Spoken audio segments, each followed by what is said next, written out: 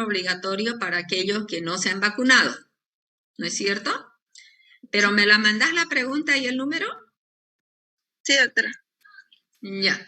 Bueno, entonces con esto vamos a hablar un poquito lo que habíamos hablado de las enfermedades virales y dentro de ellas las enfermedades exantemáticas. ¿Qué es lo que nosotros podemos hablar de lo que son las enfermedades exantemáticas?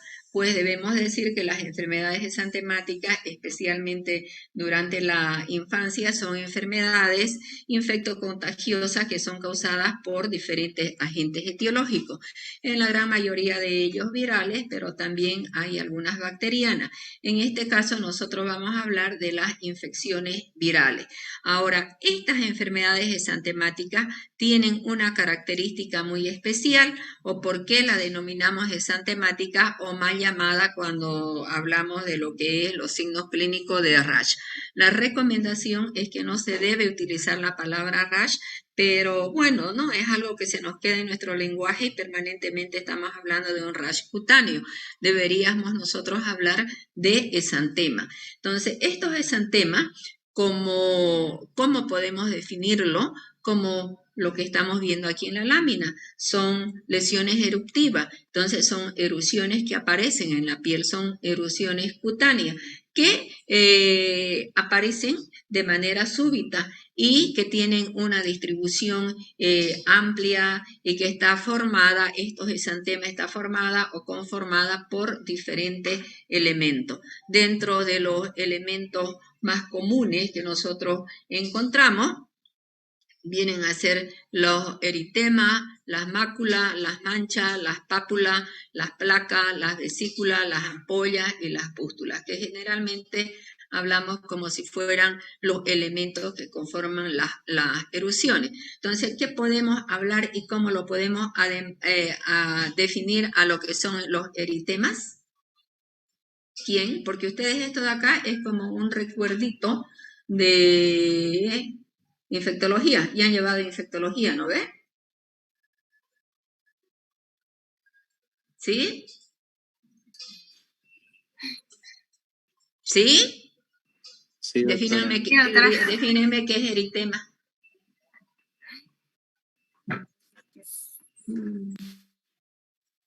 La coloración rojiza de la piel podría ser, doctora. ¿Podría? Una vasodilatación. Estaríamos hablando de definición. Entonces, la definición de los eritemas es, primero, que el eritema son lesiones planas, vamos a decir así, y que se caracterizan porque tienen un cambio en la coloración de la piel. Estos eritemas, dentro de los eritemas podemos considerar las máculas y las manchas, y dentro de eso la diferencia está en el tamaño. Entonces, cuando hablamos de máculas eritematosas, las lesiones pueden, en lo que es lo que pueden abarcar, pueden ser hasta menos de 1 centímetro o hasta 1 centímetro. Cuando ya son manchas eritematosas, son mayores a 1 centímetro. Y luego tenemos las pápulas. ¿Qué podemos o cómo podemos definir las pápulas? Una elevación circunscrita en la piel, quizá. Muy bien. Entonces, las pápulas son lesiones sólidas, elevadas en la superficie de la piel. Y dentro de esta, primero, o sea, pensar, nosotros hemos dicho plana. Estos de acá, las pápulas son elevadas, ¿es cierto? Son soluciones sólidas elevadas. Entonces, dentro de estas pápulas podemos distinguir también a las placas y también va a depender del número de tamaño, del número de extensión. Entonces, las placas miden menos de las pápulas menos de 1 centímetro y las placas mayor de 1 centímetro. También dentro de esas lesiones eruptivas podemos encontrar las vesículas o lesiones vesiculares. ¿Cómo las podríamos definir las vesículas? ¿Qué tipo de lesiones son? Son unas bolsas pequeñas, doctora, que contienen líquido. Ya, entonces son lesiones eruptivas también que la característica principal tienen en el contenido líquido. Ese líquido generalmente de las vesículas es serosa y pueden llegar a medir las vesículas de 0,5 centímetros hasta 1 centímetro. Cuando ya son ampollas, miden más de 1 centímetro y la diferencia con las pústulas es el contenido de que ya las pústulas, estas lesiones elevadas que tienen contenido purulento, ¿no es cierto? Entonces, aquí las tenemos, como ustedes ven, los eritemas, ese cambio de coloración de la piel, las lesiones pápulas o placas, que la están observando, ¿no es cierto? Que son elevaciones sobre la piel, ¿no es cierto? Que son lo que hemos dicho, que son lesiones sólidas, ¿no es cierto? Luego vamos a tener las vesículas,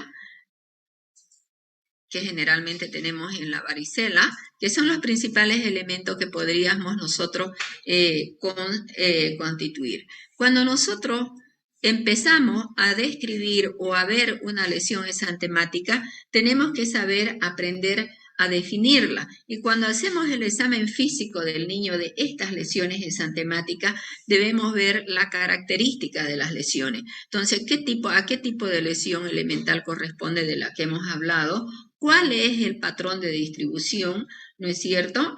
¿Cuáles son los síntomas prodrómicos, o sea, los síntomas que pueden tener antes de que aparezca la lesión exantemática o durante la aparición, o sea, síntomas prodrómicos y síntomas concurrentes, ¿no es cierto? También se debe tomar en cuenta las exposiciones que pueden tener si han tenido contacto con algún otro tipo de persona que hayan tenido este mismo de lesiones, la coloración de las lesiones, la forma de inicio es muy, muy importante saber cómo empezó, cómo evolucionó, ¿no es cierto? Y otra cosa también que debemos considerar, si este tipo de lesiones vienen asociados a otro tipo de lesiones que se denominan los enantemas. ¿Y qué serían los enantemas?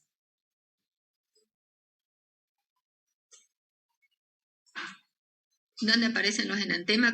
Acuérdese uno de los enantemas característicos patognomónicos del sarampión, ¿qué es? Y ahí me dicen la definición. Vamos. Las manchas en la mucosa, doctora. Ya, y que cuando hablamos de lesiones elementales, ¿cómo nos referimos? ¿Qué dije al comienzo? ¿Qué son los exantemas? Son erupciones.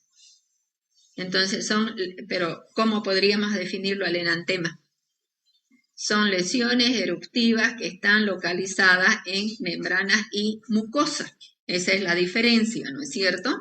Entonces debemos tener en cuenta, de acuerdo al tipo de estas lesiones, dónde lo podemos encontrar y cuáles son los elementos que también podemos encontrar. Entonces aquí vamos a hablar de las enfermedades exantemáticas, las más comunes. De las más comunes, obviamente que ya hemos dicho que hay enfermedades de diferentes causas y ahora nos vamos a dedicar a las virales. Entonces, dentro de aquellas lesiones eruptivas, que su característica es maculopapular, tenemos dos patologías, la del sarampión y la de la rubiola. Y las que tienen lesiones papulovesicular, la más importante es la viruela.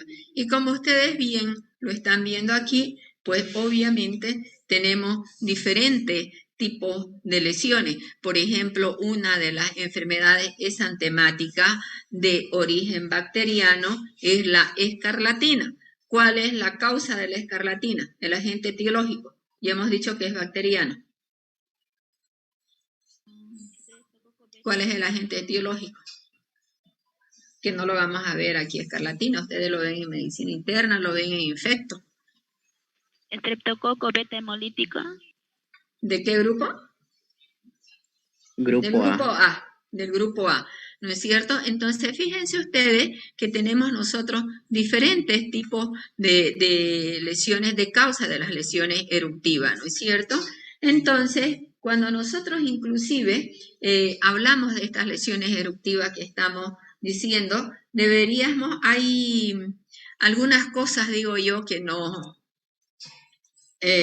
que tenemos tendencia a utilizar y utilizamos términos, por ejemplo, cuando nosotros estamos hablando de lesiones exantemáticas tipo morbiliforme, nos estamos refiriendo a lesiones similares a las del sarampión. ¿Cuáles son las lesiones del sarampión? ¿Qué tipo de característica es?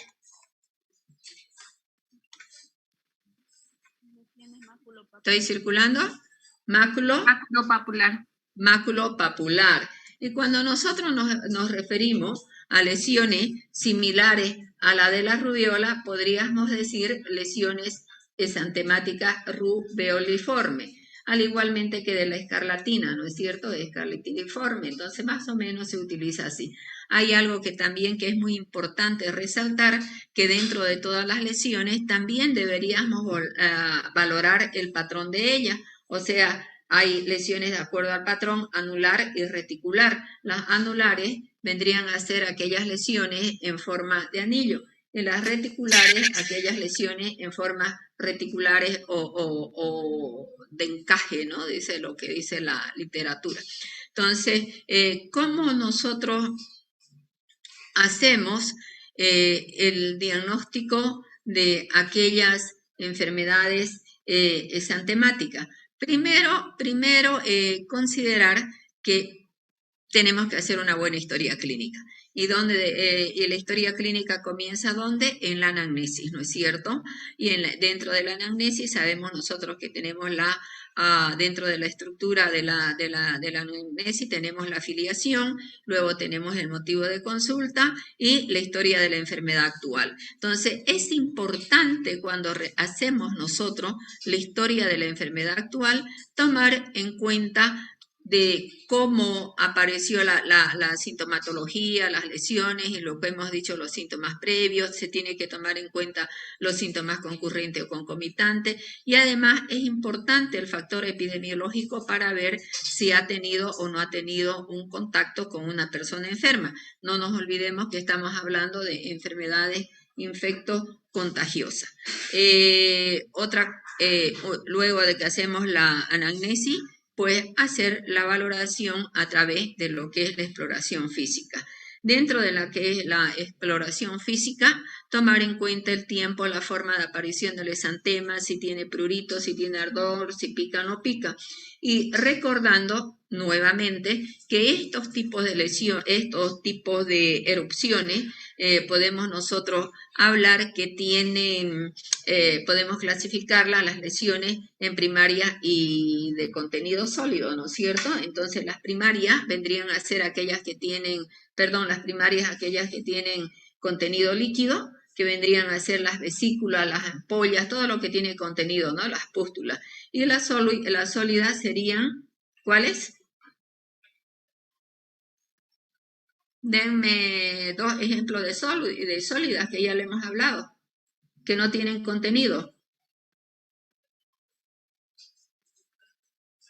Una pápula. La pápula, la mácula, ¿no es cierto? Y hay otros, los tumores, los quistes, sólidas.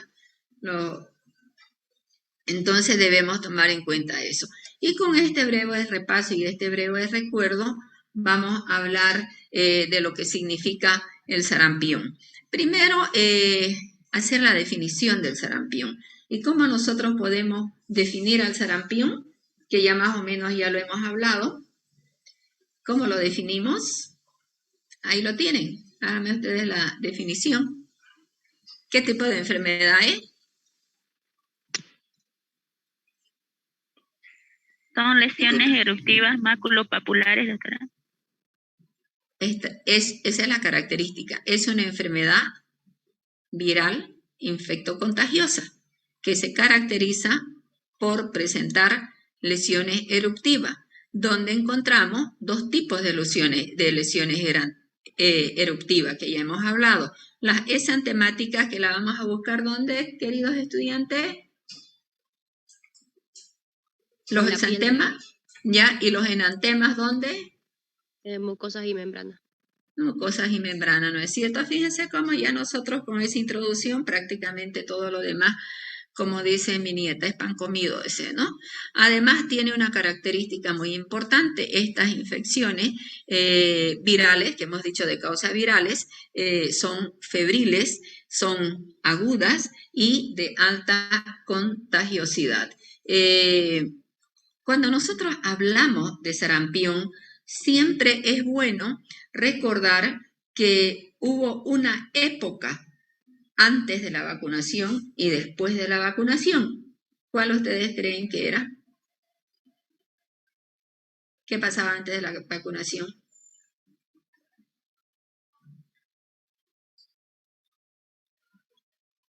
Que los niños no tenían que... Primero, bueno, el sarampión, estamos hablando de sarampión de pediatría, entonces estamos hablando nosotros de que esta enfermedad pues tiene el grupo de riesgo, es los niños, ¿no es cierto?, la población infantil, que eran los más afectados. Entonces, antes de la vacunación había muchos pacientes porque no había las coberturas necesarias y la población susceptible para tener el sarampión pues son todos aquellos que no están vacunados. Y después, después del inicio de la vacunación y después ya hemos hablado de inmunización, de las grandes campañas que se realizó en la época de los 90, se alcanzó una cobertura bastante alta y eso hizo que cambie lo que es la parte epidemiológica y en la realidad o en la actualidad los casos de sarampión son muy pocos, aunque podríamos decir que el año pasado, si mal no me equivoco, se reportaron casos de sarampión creo que era en un personal de salud. ¿Por qué? Porque nosotros, como que ha habido un periodo de ventana, vamos a decir, con esto del COVID, donde la gente por temor, por miedo y demás cosas, nos dedicamos a hacer ese aislamiento o esa cuarentena que estábamos hablando de lo que es el COVID para evitar el contraer esa enfermedad y nos olvidamos de la vacuna o teníamos nosotros temor a salir a las calles, ¿no es cierto? Entonces, ya hemos dicho que el virus del sarampión es viral, es un virus conocido como virus del sarampión, de la familia Paramyxovirus y del género Morbillivirus. Es un virus ARN que tiene de 120 a 150, no es ¿qué significa esto de diámetro? No, me da algo por ahí. Constituido por 8 proteínas. Nanómetro, perfecto. ¿Ves que es bonito? Ya yo lo que me olvido, ustedes me hacen recuerdo. Nanómetro. Entonces, constituido por 8 proteínas, ¿no? Estas proteínas, nosotros aquí aquí nosotros lo tenemos lo que es el virus, y aquí nosotros vamos a observar ya las proteínas, ¿no? Dentro de las proteínas tenemos nosotros la espiral y tenemos las 3 proteínas aquí. La cápside interior, que tenemos esta de acá, donde tenemos la proteína N, tenemos la proteína P y la proteína grande, que es la proteína L. Y luego tenemos la cubierta, donde también, o la cubierta exterior, que que es una matriz proteica que tiene 2 tipos de proteína, la proteína de fusión y la hemoaglutinina y la proteína M. Dentro de ello, nosotros también debemos, aquí también es otra similar a lo que estábamos hablando dentro de las proteínas, la envoltura, las que hemos hablado, la H y la F, y dentro de la cápside que tenemos las otras proteínas, ¿no? Estas proteínas codificadas por este virus son como tal, lo hemos descrito, hemaglutinina, proteínas de fusión, nucleoproteína. Ahora, si nosotros hablamos y hacemos un recuerdo de lo que es la parte epidemiológica del sarampión, ya hemos hablado que ha habido un cambio antes de la implementación de lo que es el esquema de vacunación, que más o menos se empezó en la época de los 80 y se hizo una campaña masiva. Yo recuerdo que estaba como directora de lo que ahora es la Red Centro, que antes se llamaba Distrito 1 de Salud, y hacíamos las campañas de vacunación puerta a puerta, donde nos distribuíamos por manzanos para vacunar a la población en riesgo, ¿no? Entonces, antes de lo que es vacunación,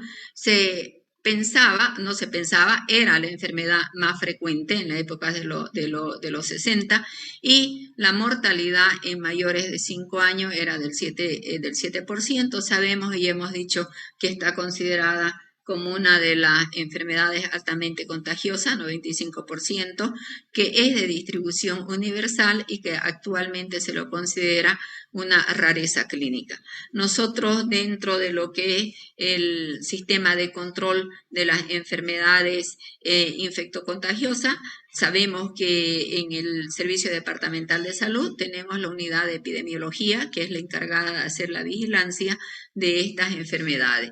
Obviamente que si nosotros conseguiríamos erradicar el sarampión, porque solamente tenemos una enfermedad erradicada, que también era viral y se la ha erradicado, ¿cuál es? Ya lo hablamos en inmunología.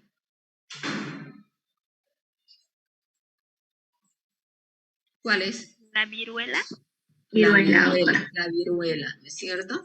Entonces, obviamente si llegamos y tomáramos conciencia y hubieran políticas no solamente a nivel regional, sino también a nivel nacional e internacional, porque estamos diciendo que es una enfermedad de distribución universal, podríamos a través de la vacuna pensar en algún momento erradicarlo, ¿no? Los huéspedes son el hombre y los primates.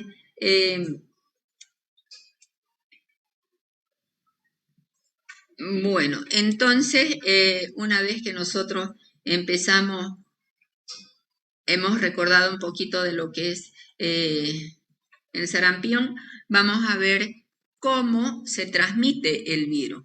¿Y cómo se transmite el virus? ¿Cómo ingresa? ¿Cuál es el mecanismo de transmisión? Las gotitas de flujo biliar. Las gotitas de fluido. Son las gotitas de fluido, ¿no es cierto?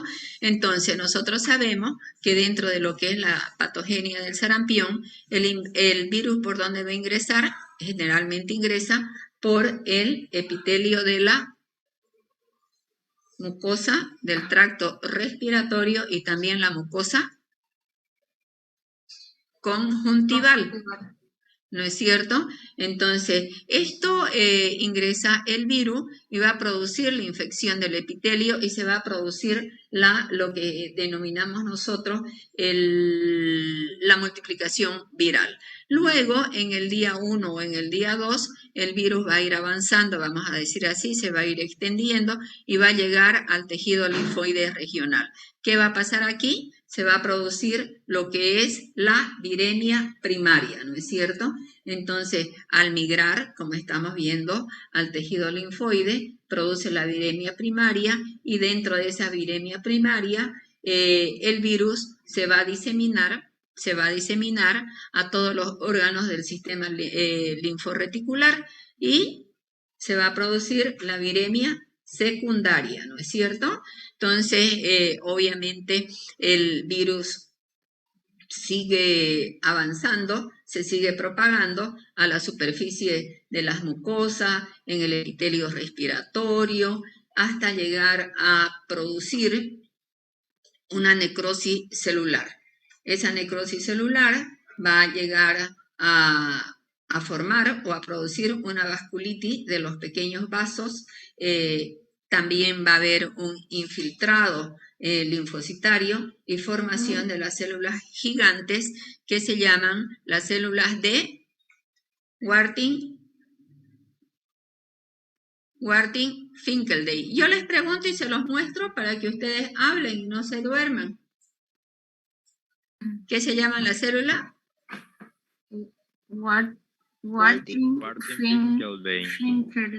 Estas células gigantes se las considera como patognomónicas, por si acaso, del sarampión. Estas células gigantes podríamos decir que están formadas por la unión de varias células epiteliales infectadas y que dan más o menos a formar una estructura con más de 26 a 100 núcleos más o menos, ¿no? Entonces, luego los virus llegan a los linfocitos, una vez que llegan a los linfocitos, van a afectar el TCD4 y van a producir una inmunosupresión, perdón. Por lo que si nosotros hacemos un PPD, la prueba, ¿qué es el PPD? ¿Qué significa? ¿Derivado? ¿Para qué es el PPD? Proteico purificado. Proteico purificado, muy bien. Entonces se puede negativizar. Y finalmente, fíjense ustedes cómo va avanzando y finalmente recién aparecen las lesiones eruptivas, ¿no es cierto? Cuando aparecen las lesiones eruptivas, pues ya hay hipersensibilidad, inmunodeficiencia y tenemos lo que es el sarampión y también una de las complicaciones es la neumonía de Hedge. Entonces, debemos tomar en cuenta que el periodo de contagio del sarampión es 3 días antes del exantema. Entonces, aquí nosotros tenemos el exantema y en esta fase donde el virus ha ingresado, que estamos hablando de los 3 días, ya puede haber un contagio a otra persona que no tenga que no tenga la enfermedad y además hasta 6 días después. El sarampión, como bien lo hemos hablado hace ratito, la transmisión ocurre cuando ¿qué? Cuando tosemos, cuando hablamos, ¿no es cierto? A través de las gotitas de fluido. Entonces, esta transmisión o de las partículas de saliva eliminadas a través de lo que estamos hablando, ¿no es cierto? De la tos, de estornudo o a través de aerosoles. Estas partículas tienen una capacidad y esa capacidad que tienen es de permanecer en el aire hasta 1 hora. O sea que no solamente estamos diciendo que yo voy a tener un contacto directo, sino también que si un paciente entra en una habitación cerrada, en una habitación pequeña que no tiene ventilación y las partículas o se van a quedar suspendidas en el aire, pues tengo la facilidad de que me pueda contagiar. Entonces esto facilita a que la diseminación de la enfermedad, mismo que uno no tenga ese contacto directo entre la persona sana y la persona enferma, pero si yo entro a una habitación donde ha habido una persona enferma, me puedo contagiar. Los pacientes pueden transmitir la infección, como hemos dicho, 3 días antes y 6 días después del inicio de la enfermedad. ¿Cómo hablamos y cuáles son los periodos del sarampión? Entonces, el periodo de sarampión, ya lo hemos venido explicando, consideramos 4 periodos. El periodo de incubación, el periodo prodrómico, el periodo de efervescencia y el periodo prodrómico, exantemático y de efervescencia, en ese orden. Incubación, prodrómico, exantemático y de efervescencia. Cada uno de ellos tiene su característica. ¿Qué significa el periodo de incubación? Ya lo hemos hablado. ¿A qué corresponde? ¿A qué tiempo corresponde?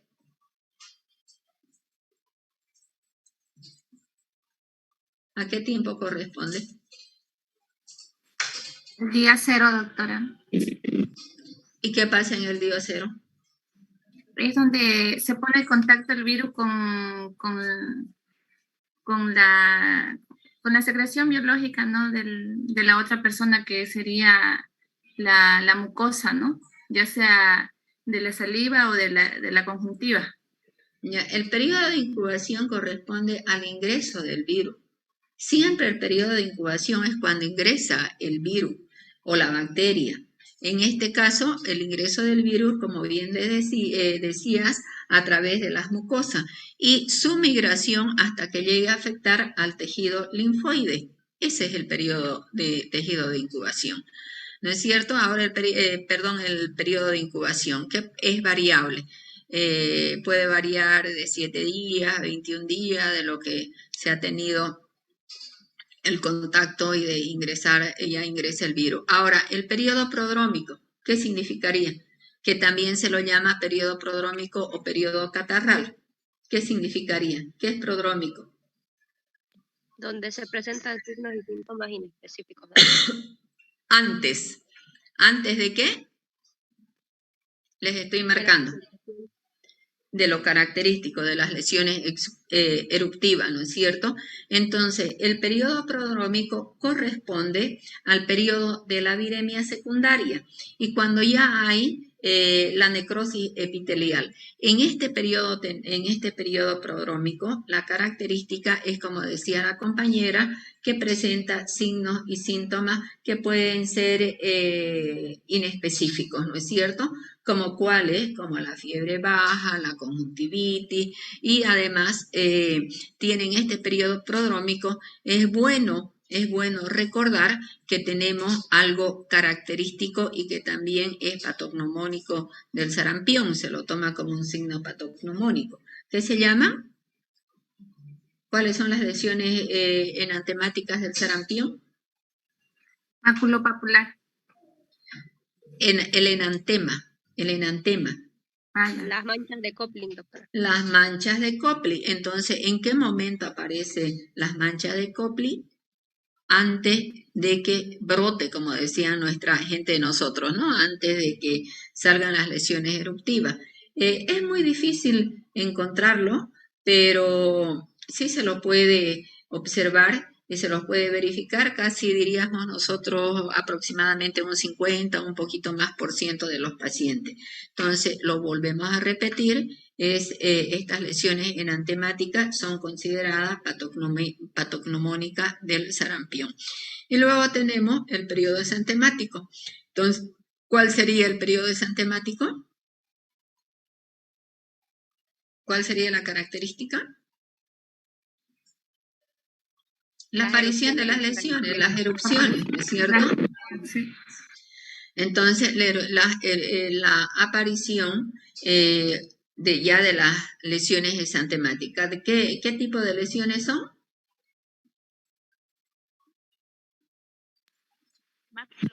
Maculopapular, doctora. Eritematosa, muy bien. Eritematosa. Entonces, ahora estas de acá tienen una característica de cómo aparecen estas lesiones. Estas lesiones generalmente aparecen de arriba hacia abajo. Hay una lámina bonita de cómo aparecen las lesiones eruptivas del sarampión, que es como derramar una pintura de arriba hacia abajo. Entonces comienza en la parte región frontal, de arriba hacia abajo, cefalocaudal podríamos decir, y más que todo retroauricular. Entonces se van diseminando hacia el tronco, las extremidades y las palmas. Entonces, ¿cómo sería la distribución de la lesión exantemática? Lo acabo de decir. Cefalocaudal. Cefalocaudal, eso, ¿no es cierto? Y en este caso también ya aparece otro síntoma como es la hipertermia, que en esta fase vamos a tener lo que es la fiebre alta, ¿no? Que puede llevar hasta 40 grados, 40 centígrados. Y aquí ya podríamos conversar de decir que ya el paciente tiene la fase característica de lo que es el sarampión. Posteriormente a eso, que dura aproximadamente las lesiones eruptivas de 2 a 3 días, ya viene la defervescencia. ¿Y qué significa defervescencia? Ya no va a haber fiebre. Que ya el cuadro clínico está desapareciendo, ¿no es cierto? Entonces, nosotros decimos, ¿no es cierto?, que lo más importante es saber este círculo que nosotros estamos hablando para saber describir, diagnosticar y hacer un diagnóstico precoz y lo que corresponde en lo que es el sarampión. Aquí ya tenemos la fase prodrómica que estábamos hablando, que es característica que hemos dicho como síntomas inespecíficos, como bien lo decía, y en esta fase aparece el triple catarro, que es caracterizado por la tos, por la rinorrea y por la presencia de conjuntivitis. Esto es lo que nosotros tenemos, el triple catarro. Vale la pena resaltar que también en esta fase prodrómica podemos encontrar el signo de Stinson. El signo de Stinson es esta línea que ustedes están viendo, transversal de inflamación conjuntival, que está limitada aquí, ¿no?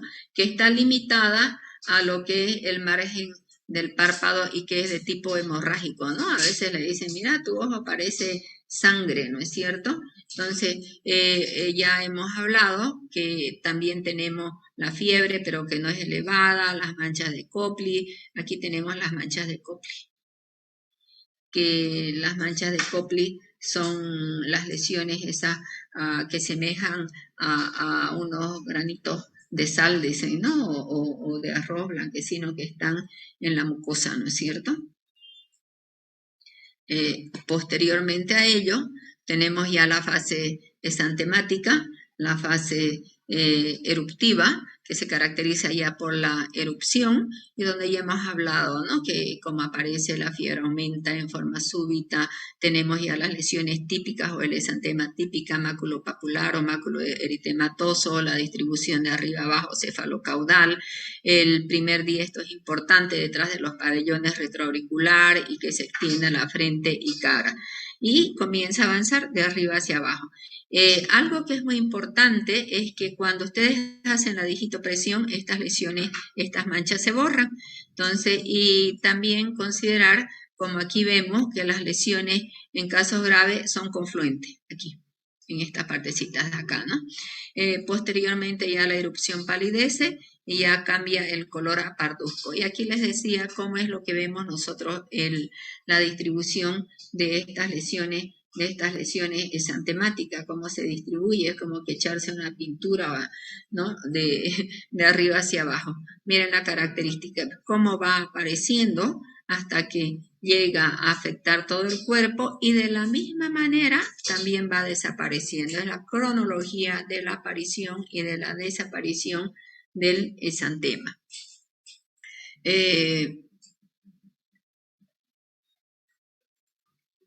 Entonces aquí ya tenemos, ¿no es cierto?, lo que hemos hablado del periodo exantemático.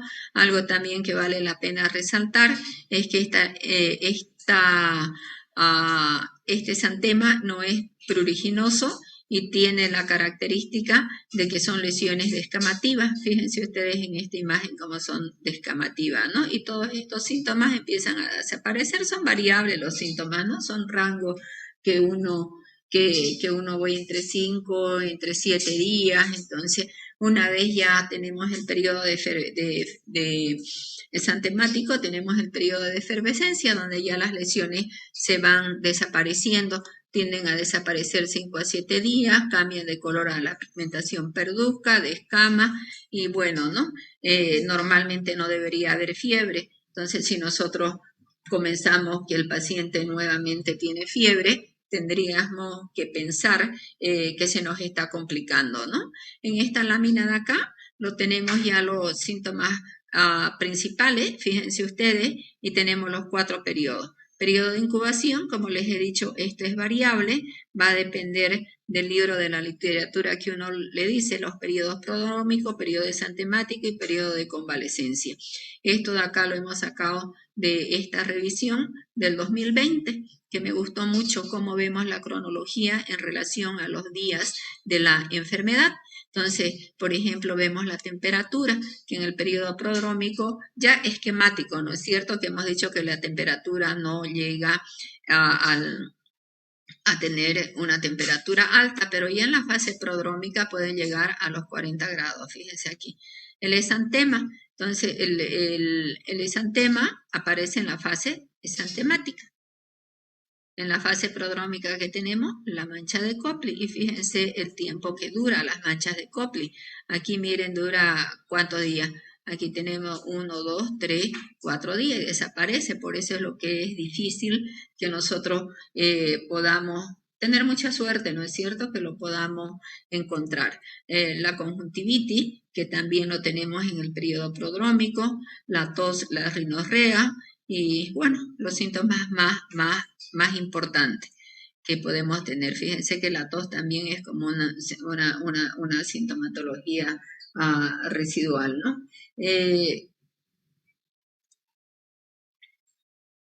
Dentro de las complicaciones del sarampión, podemos hablar de complicaciones respiratorias, gastrointestinales, que afectan el sistema nervioso central o complicaciones oculares. Las respiratorias, pues obviamente que las más comunes son las neumonías que pueden ser de origen viral, bacteriano, la otitis media aguda, que pueden llegar a tener, afectar, ¿no es cierto?, incluso la audición, pudiendo tener una hipoacusia o una acusia, o sea, una pérdida que pueden llegar hasta una pérdida completa de la audición. Y también afectar un poco más a la laringe y la tráquea y los bronquios, que pueden ser y están considerados como una de las causas de mortalidad. Las gastrointestinales, las más frecuentes, las diarreas, la estomatitis, las que afectan el sistema nervioso central, tenemos la encefalitis primaria y la panencefalitis esclerosante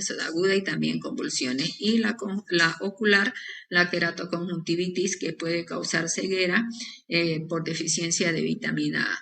¿Cómo hacemos el diagnóstico nosotros del sarampión? Haciendo lo que es el EDA, evalúo, decido y actúo. ¿Qué vamos a evaluar? Antecedentes epidemiológicos. Dentro de los antecedentes epidemiológicos tenemos que ver el antecedente de contacto. La clínica, dentro de la clínica que vamos a evaluar, las lesiones enantemáticas y exantema. Y obviamente planteamos y sospechamos de un sarampión y nos ayudamos con laboratorio. Dentro de lo que es laboratorio, ¿qué es lo que encontramos en el hemograma? La leucopenia a predominio de los linfocitos y sin eosinófilos. Entonces, esta triada es característica del sarampión: la leucopenia, la linfocitosis y la eosinofilia.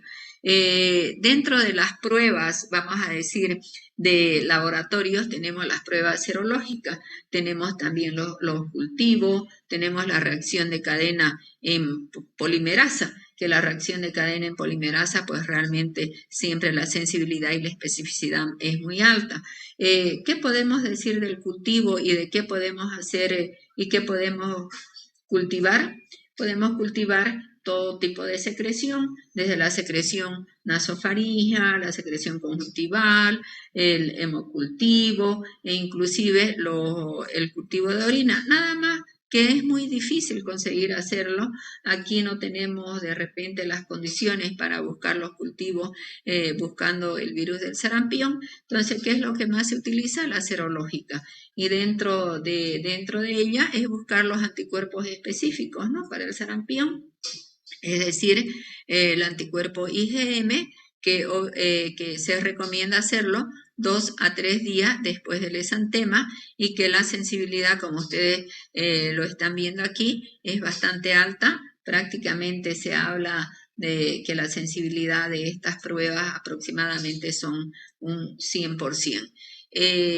¿Cómo hacemos el diagnóstico diferencial o con qué patología hacemos el diagnóstico diferencial? Con las otras enfermedades exantemáticas, como es la rubiola, como es el adenovirus, tanto que sean virales o bacterianas, ¿no es cierto?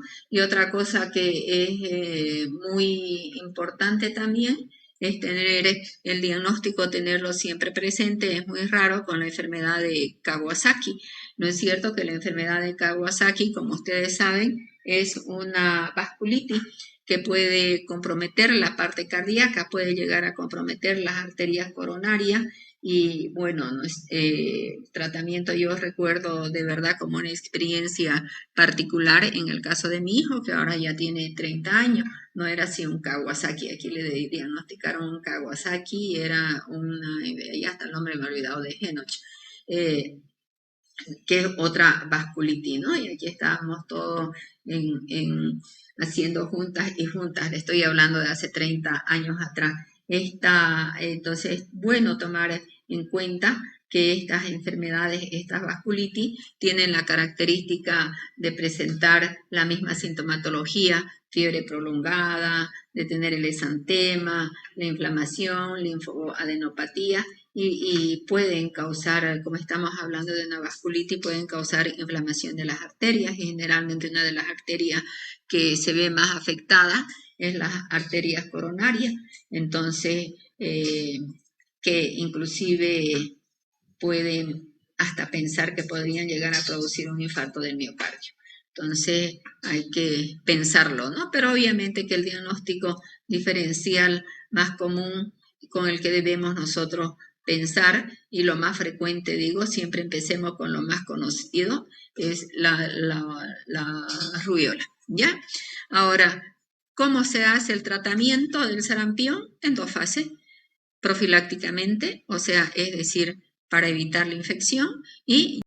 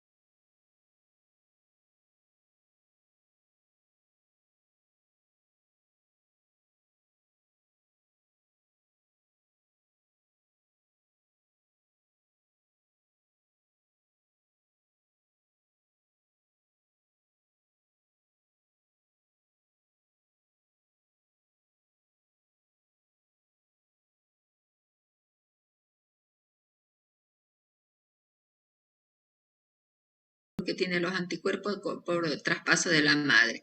Hasta 6 días de la exposición, protección de 4 semanas. Otra cosa, la inmunización activa puede dar, la inmunización activa nos va a proteger en forma definitiva. La pasiva es temporal, apenas dura 4 semanas. Y si tiene una nueva exposición, se debe repetir la dosis. Se debe considerar que la vacuna, cuando hacemos una inmunización pasiva, para aplicar la vacuna y que el niño tenga una inmunización definitiva, se debe esperar 12 meses después de la aplicación de la vacuna. Esto de acá es un cuadrito muy bonito, que lo hemos sacado, es antiguo, pero me gusta mucho, porque aquí tenemos todos los grupos etarios, la población susceptible a contraer sarampión después de una exposición y los tipos de inmunización que tenemos. Activa con la vacuna antisarampión y la inmunización pasiva con la inmunoglobulina. Y nosotros vemos cualquiera de ellos. Por ejemplo, lo que hemos hablado, en menores de 6 meses no se pone la vacuna, en lactantes de 6 a 11 meses ya sugieren poner la vacuna, lactantes mayores de 12 meses, obviamente contacto se debe poner la vacuna, ¿no? Entonces aquí tenemos ya este cuadrito para que lo vamos a analizarlo. Ahora, el tratamiento específico, vamos a hablar de lo que es el tratamiento, son virales, ¿no es cierto? Entonces, en sí lo que nosotros hacemos son tratamientos, miren, las 4:15 y a las 4 tenía reunión con el doctor. Voy a ir más rápido, ya no vamos a hablar mucho, ni les voy a preguntar. El tratamiento de apoyo es la hidratación. Tenemos que evitar que el niño se deshidrate. Entonces, además, es recomendable, que hemos dicho, una de las complicaciones es que pueden afectar el globo ocular. Entonces, la Academia Americana de Pediatría y la Organización Mundial de Salud recomienda como tratamiento de apoyo la vitamina A.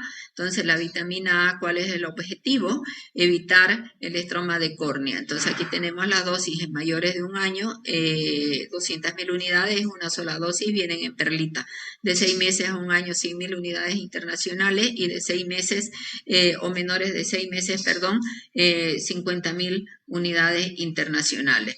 En lactantes menores se debe hacer la vigilancia diariamente, hacer, diría yo, un monitoreo y un seguimiento de aquellas probables complicaciones que pueda el niño tener, ¿no es cierto? Entonces, vigilar, por ejemplo, la parte respiratoria, la membrana timpánica, bueno, ¿no? Ahora, si nosotros hablamos de lo que significa una enfermedad viral, pues se han hecho estudios sobre los antivirales, especialmente la de la ribavirina.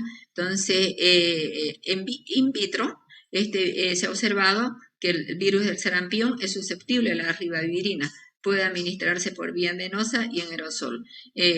Pero se recomienda administrarlo en niños gravemente enfermos e inmunodeficientes que padezcan la enfermedad y que exista pues también, ¿no es cierto?, en nuestro medio.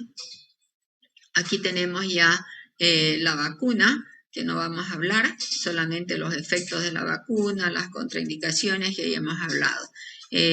Hablar de los menores de 6 meses, lo que ya hemos volver a repetir, la inmunidad natural que tiene a través de los anticuerpos que pasan de la madre al niño, que pueden pasar a través de la placenta y de la lactancia materna. Entonces, pasa el virus durante, si tenemos una gestante con sarampión, si la madre tiene o ha adquirido el sarampión durante el embarazo, pasa. Entonces, eso quiere decir que nosotros pueden haber casos de sarampión congénito porque atraviesa lo que significa la barrera placentaria.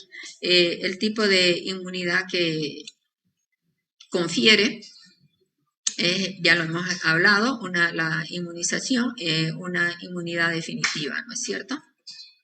También hemos hablado que el feto está protegido hasta los 9 meses. Las recomendaciones de lo que es en relación al sarampión, tenemos cuando vamos a hospitalizar, los criterios de referencia y el control de seguimiento. Se hospitaliza cuando hay complicación, criterios de referencia, también referir, saben que es cuando ya nosotros no podemos tratar a un paciente en casa y lo tenemos que referir. Entonces, en caso de complicaciones, y el seguimiento a las 72 horas en caso necesario, y no olvidarse siempre de lo que van a hablar ustedes en el continuo de la vida, también de los signos de alarma, ¿ya? Y ahora vamos a hacer un poquito de lo que es la rubiola. La rubiola, al igual, es una enfermedad infectocontagiosa autolimitada que se caracteriza por presentar lesiones eruptivas de diferentes elementos, ¿no es cierto?, que ya lo hemos hablado, y que una de las características principales de la rubiola, además de que es aguda, de alta contagiosidad, es la presencia de ganglios, la presencia de ganglios o de adenopatía retroauriculares. El virus de la rubiola es el agente etiológico de la familia Togaviridae y del género Rubivirus. ¿Cómo es la patogenia? Lo mismo, existe un periodo de infección, existe un periodo de viremia y un periodo de desantemático, que ya en lo que es el sarampión, ya nosotros lo hemos explicado todo lo que es el proceso. Entonces, en el periodo de infección se produce la replicación del virus en el epitelio respiratorio, sigue migrando, llega y disemina los ganglios linfáticos, se produce la viremia ya es la presencia del virus dentro del torrente sanguíneo, hay liberación del virus, y obviamente ya va a afectar las vías respiratorias altas y aparece el exantema. Entonces tenemos nosotros lo característico de la fase, el periodo de infección, de incubación de 14 a 21 días, contagio previo a la erupción, previo al exantema y 7 días posteriores. Dentro de lo que es la fase prodrómica del sarampión, tenemos que generalmente en los niños pequeños no tienen ningún síntoma y a veces pasa de manera desapercibida. Entonces quiere decir que directamente de repente nos vamos a encontrar ya en la fase exantemática. Sin embargo, en los adultos, en los adolescentes, puede haber un malestar general caracterizado por cefalea, febrícula, odinofagia, coriza, ¿no? Es importante saber que nosotros dentro de lo que es la fase prodrómica también podemos encontrar unas lesiones enantemáticas. Estas lesiones enantemáticas son las que les estoy mostrando, es el signo de Forgheimer, que son donde lo observamos estas lesiones, que son como un puntillado rojizo que ustedes lo están viendo aquí en el paladar blando. Pero sin embargo, estas lesiones enantemáticas no es característico de la rubiola, por lo tanto no se las considera como patognomónica porque la podemos encontrar en otras enfermedades exantemáticas, como es la escarlatina, el sarampión, la mononucleosis. La sintomatología o la característica del exantema, que aparecería las lesiones maculares, no sé, papulares, maculopapulares, y aparece como una lesión, como un rubor pasajero, entonces, que tiene un patrón coloidoscópico, y esto es como del camaleón, dice, ¿no? Que tiene un aspecto cambiante. Entonces, estas lesiones aparecen en la cara, se extienden al cuello, tronco y brazo, y no tienen la tendencia a confluir. Acuérdense que el sarampión es confluyente, ¿no es cierto? Y las lesiones 24 horas después de haberse fusionado las máculas, las lesiones van desapareciendo. Entonces, generalmente la descamación de estas lesiones en el sarampión, en la rubiola, son raras. Lo característico, como les he dicho, y la diferencia con el sarampión, vamos a ver ahorita otra lámina que nos muestra la diferencia, son las lesiones retroauriculares que tiene, ¿no? Entonces, la otra característica también un poquito diferente al sarampión, no confluente y que es pruriginoso. Las manifestaciones clínicas, malestar general, ya lo hemos hablado, bueno, y la adenomegalia, ¿no? El diagnóstico que vamos a encontrar en lo que es el examen de sangre, en un hemograma normal o la biometría hemática, la leucopenia, la neutropenia y trombocitopenia leve. El diagnóstico igual es las pruebas serológicas y la identificación de la IgM contra la rubiola, ¿no? El diagnóstico diferencial con las otras enfermedades infectocontagiosas, virales, ¿no es cierto? Dentro de ellas pues está todas ellas, ¿no? El sarampión y todas las características de ellas. Aquí tenemos nosotros el diagnóstico diferencial entre todas estas características, entre lo que es el sarampión y la rubiola, el color, la distribución, la progresión, las lesiones confluyentes, la resolución, la descamación, todo lo que hemos hablado ya anteriormente, ¿no? Las complicaciones más frecuentes, que son la trombocitopenia, la artritis y la encefalitis.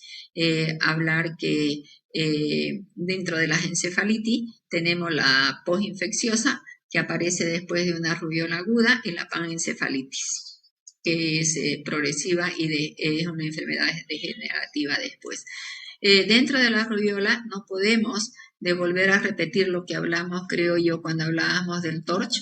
Es solamente una repetición de lo que es el TORCH de la rubiola congénita, y que una de las preocupaciones, pues obviamente el de llegar a vacunar a toda la población, especialmente a la población fértil, es evitar la rubiola congénita, porque sabemos que la rubiola congénita nos puede llegar a producir lesiones graves. Entonces, saber cuál es el riesgo fetal y saber que entre más precoz es la infección, más frecuente y grave el daño fetal. Entonces, debemos nosotros diagnosticar y darle la oportunidad a la madre de poder elegir si va a continuar o no va a continuar con ese embarazo. Entonces aquí tenemos, lo vuelvo a repetir, esto de acá lo hemos visto ya en neonato. Entonces aquí tenemos nosotros la edad gestacional, el síndrome de rubiola congénita y los defectos graves. Entonces en periodo de formación, menores de 8 semanas, tiene el 54% de transmitirse, de tener una rubiola congénita, y cuando tiene en este momento la infección, los defectos graves son más, llegan hasta un 85%.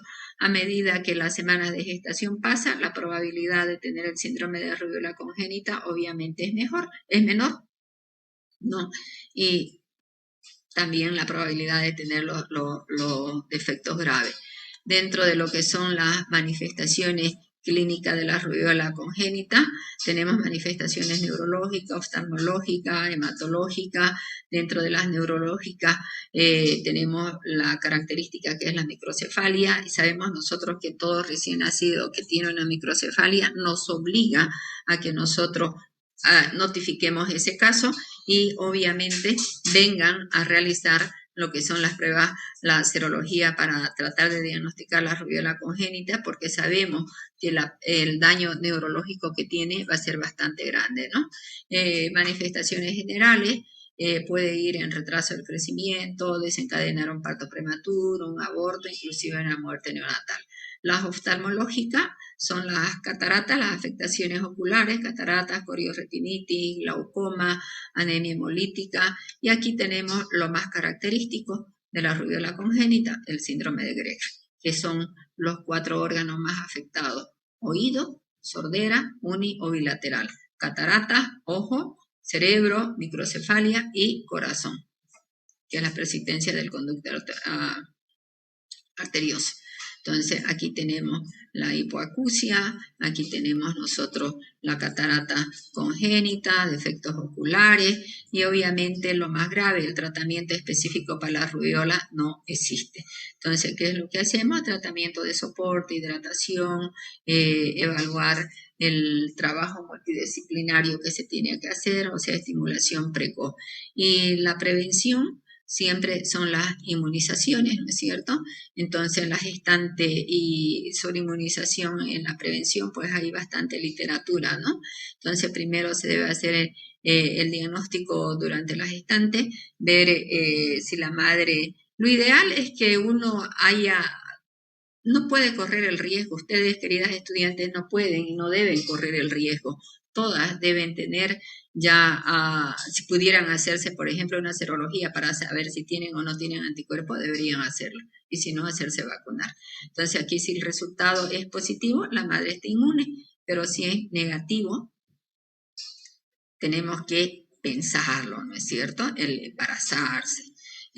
Obviamente, como decimos nosotros, a veces vienen los embarazos de manera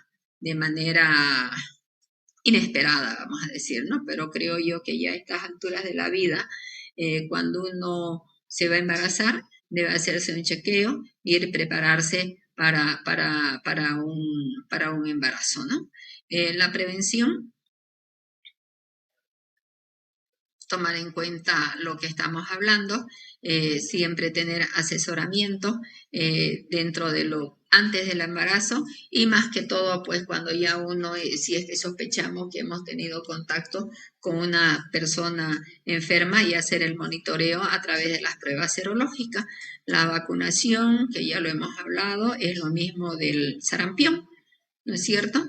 Entonces, ¿qué es lo que podemos sacar en conclusión? Que la rubiola congénita no tiene tratamiento, que puede llegar a afectar órganos importantes y lo más grave es que pueden tener alteración en el desarrollo neuropsicomotor. Entonces aquí tenemos un cuadro cuando nosotros sospechamos de una rubiola congénita dentro del primer trimestre, que hemos dicho la posibilidad de que el niño puede estar afectado. ¿Qué es lo que se debe hacer? Y el seguimiento a través de la serología. Entonces, la serología sabemos que nosotros buscamos la IgG y la IgM. La IgM es la que nos significa que tiene una infección aguda. Entonces, si nosotros tenemos aquí una IgG positiva con una IgM negativa, quiere decir que el paciente tiene inmunidad a la rubiola, ¿no es cierto? No pasa nada. Si tenemos una IgG negativa y una IgM negativa, por lo menos se debe, esto tiene el riesgo de poder infectarse, entonces hacerle el tratamiento con una inmunoglobulina y luego hacer control. Si tenemos las dos negativas no tiene infección, pero si ya la IgM es positiva tiene infección y aquí ya no hay vuelta que darle. Si nosotros tenemos la IgM positiva, quiere decir que tiene una infección aguda activa. Entonces, bueno, ¿no? Entonces, esto es el posicionamiento de la Organización Mundial de Salud de julio del 2020 en relación a lo que significa la vacuna de la rubiola, ¿no? Entonces, no nos olvidemos que el objetivo principal de toda inmunización es y en el caso específico de la rubiola, es la supresión de la circulación del virus. ¿Para qué? Para evitar los casos del síndrome de rubiola congénita. Entonces, obviamente que para evitar esto, las coberturas, como hemos hablado, tienen que ser bastante altas. Entonces, lo que se espera que en algún momento pues se llegue a una cobertura mayor al igual al 80%. En la realidad deberíamos investigar, creo que han bajado bastante las coberturas, ¿no? Entonces, ¿qué deberían hacer los países? Todos los países y especialmente el nuestro, pues crear estrategias para que nosotros podamos desarrollar y alcanzar estas coberturas, especialmente tener nuestra vacunación infantil con la cobertura correspondiente, ¿no? Y lo que hablábamos nosotros, que si bien inicialmente aquí se daba una sola dosis, aquí lo que estamos hablando, que es la vacuna aquí combinada con la del sarampión, aplicar dos dosis. En otros países aplican a los 9 meses. Entonces, nosotros aquí a los 12 meses, sino a los 12-15 meses, ¿no? La efectividad es alta y es compatible con todas las vacunas. Un repasito de lo que es la varicela, que son lesiones similares a lo que viene a ser la viruela, que siempre se la confunde la viruela con la varicela. Es igual una enfermedad infectocontagiosa aguda, donde el germen es la varicela zoster, que produce unas lesiones elementales que están caracterizadas más que todo con vesículas que pueden llegar a ser pústulas y posteriormente costras, ¿no? Entonces, el periodo de incubación, como hemos visto, siempre tenemos nosotros los diferentes periodos de incubación, variante de 10 a 20 días, se contagia antes de la aparición del exantema y después de la desaparición también de las vesículas del exantema. Entonces, 2 días previos a la aparición hasta la desaparición de las vesículas. El periodo sintomático, fiebre, exantema que pica, la varicela es totalmente pruriginoso. Y las lesiones sufren modificaciones, aparecen como máculas, pápulas, vesículas y costras, ¿no es cierto? Entonces, aquí tenemos más o menos el orden de la sintomatología de las manifestaciones clínicas que son similares: cuadro gripal, fiebre, prurito, y aquí tenemos los tipos de lesiones. Inclusive podemos tener estos 4 tipos de lesiones en un solo niño y pueden ser variables. Estas lesiones pueden ir desde pocas a muchas. Entonces, esto se lo considera y se lo denomina, cuando tenemos este tipo de lesiones, como el denominado del cielo estrellado. Y lo vamos a ver aquí. Miren ustedes, como hablamos, ¿no? Dentro de lo que es la distribución, inclusive pueden llegar a afectar las mucosas genitales. Entonces tenemos la piel, cabello, tronco, todo lo que podemos, y esto ya es cómo va ingresando la infección del virus a través de las vías respiratorias, la replicación, la viremia primaria, la viremia secundaria y a la aparición de las lesiones, ¿no? Entonces, el tratamiento es sintomático. Se debe dar, estamos diciendo que una de las características es el prurito, entonces se utiliza antipruriginoso, antitérmico. También es bueno recomendar que los usos del ácido acetilsalicílico no es recomendable por el síndrome, en todos los problemas virales, no de las infecciones virales, por el síndrome de Reye. El tratamiento antiviral dentro de las 24 horas del inicio de la erupción se recomienda el aciclovir. Esto lo tenemos aquí. En la dosis está indicada en mayores de 12 años, no embarazadas, en inmunodeprimido y en niños que tienen tratamiento con corte. La dosis de la aciclovir en pacientes normales, menores de 12 años, mayores de 12 años y en los inmunosuprimidos que hemos dicho, ¿no? El diagnóstico es clínico, serología y la reacción de cadena en polimerasa. Las complicaciones pueden llegar a afectar también la córnea, pueden llegar a tener infecciones bacterianas secundarias y esto queda cicatrices, pero que no es como la viruela. En la viruela son cicatrices permanentes, ¿no? Estas sí se pueden llegar a tener las cicatrices, pero no son permanentes, no quedan marcas, vamos a decir, ¿no? La varicela neonatal puede haber, porque pasa el virus a través de la barrera placentaria. En el caso sabemos nosotros que para pasar y atravesar la barrera transplacentaria, pues tiene que haber la viremia o la bacteremia o la fungemia, ¿no es cierto? O sea que el torrente sanguíneo tiene que estar infectado con el microorganismo, ¿no? Entonces se debe considerar que los lactantes prematuros, antes de las 28 semanas de gestación de madre con varicela activa, en el momento del parto deben recibir una inmunoglobulina contra la varicela, antivaricela, ¿no es cierto? Para evitar en el periodo perinatal hacer el tratamiento con el aciclovir. Las manifestaciones clínicas de la varicela congénita son similares. El periodo de mayor riesgo es en la fase del desarrollo e inclusive puede llegar a afectar la inervación de la yema de los miembros, la maduración del ojo. Puede haber diferentes desarrollos en lo que significa en la semana de gestación. Entonces, ¿en qué semana afecta la parte ocular? Entre las 16 y 20 semanas de gestación. En la lesión cutánea característica tiene una forma de zigzag. Aquí no hay la imagen. Con distribución dermatópica.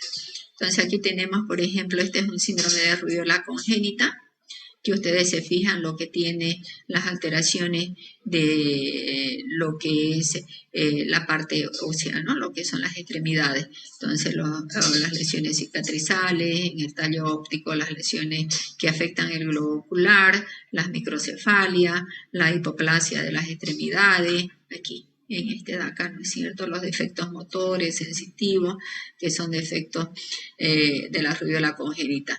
Y finalmente vamos a hablar, en sí no es una exantemática, es una infección viral, las parotiditis, que una de las características es la inflamación de la glándula parótida, que es una enfermedad sistémica que afecta a muchos órganos, es de origen viral, que es conocida con diferentes términos: papera, fiebre o parotiditis urriana, parotiditis endémica, y aquí lo que tenemos es el lado afectado, puede ser unilateral, bilateral, y generalmente pues la inflamación de las parótidas y las glándulas salivales. El virus, el ARN de la familia de los paromyxovirus, es un virus de la familia del sarampión y de la rubiola. La fuente de contagio es la saliva. Periodo de incubación de 12 a 25 días. Las paperas son contagiosas antes y después de los síntomas. La infección también produce inmunidad permanente. La clínica, fiebre, apetito, dolor para tragar, cefalea, y lo más característico es la tumefacción, o sea, la inflamación de las parótidas, ¿no? El dolor es agudo, tanto para la salivación y para la masticación. Puede llegar a complicarse en el hombre con la orquitis, en la mujer con la ovaritis, puede haber trismo también, y la característica de la inflamación de la glándula parótida, es que el lóbulo de la oreja donde está afectado está elevado. Entonces, el diagnóstico, serología, ¿no es cierto? IgM serología específica, las complicaciones similares, a diferencia de lo que hemos hablado de las otras infecciones virales, es la orquitis, que de acuerdo a referencia tiene la posibilidad de producir esterilidad en el adulto. La encefalitis, y que pueden llegar también a producir meningitis, la meningitis viral, artritis, afecciones renales y aborto en el primer mes. El tratamiento profiláctico, la vacuna, que va asociado, por eso hablamos aquí de la patera o de la parotiditis, porque la vacuna la tenemos como la triple viral, que ya les pregunté, que nosotros con esa inmunización pues vamos a protegernos contra la rubiola, el sarampión y además la parotiditis, ¿no? Se administra, ya hemos dicho aquí, a los 12 meses de edad, y aquí en nuestra normativa se hace un refuerzo a los 4 a 6 años, otros 2 a 3, depende de cada calendario que tiene. No protege a los recién nacidos. El tratamiento es sintomático, analgésico, antipirético, y se recomienda en cama, y la dieta lo que el niño pueda alimentarse. Especialmente se recomienda los líquidos, ¿no? Aquí tenemos la inflamación, el dolor, fíjense la fase dolorosa que tiene el niño, ¿no? Se recomienda evitar la fruta cítrica, evitar los alimentos sólidos, muy sólidos, que requieran mucha masticación. Entonces, principalmente, pues los purés, las sopas, la dieta líquida, ¿no es cierto? Y el riesgo de contagio también 6 a 7 días después de que aparece el edema. Y aquí ya no vamos a ver, son casos clínicos. Entonces, con esto nosotros, queridos estudiantes, hemos acabado lo que son las enfermedades exantemáticas, más las parotiditis, no entra en el examen. Y bueno, yo me voy a la facultad y espero, les voy a avisar, Gerson, como hemos quedado, les voy a avisar en el caso de que más o menos tengamos el horario aproximado para que ustedes vayan, y nos vemos el día martes. ¿Está bien? Sí, doctora. En clases. ¿Ya? Un abrazo. Me voy a la facultad. Hasta luego, doctora. Chao, chao, queridos estudiantes. Chao.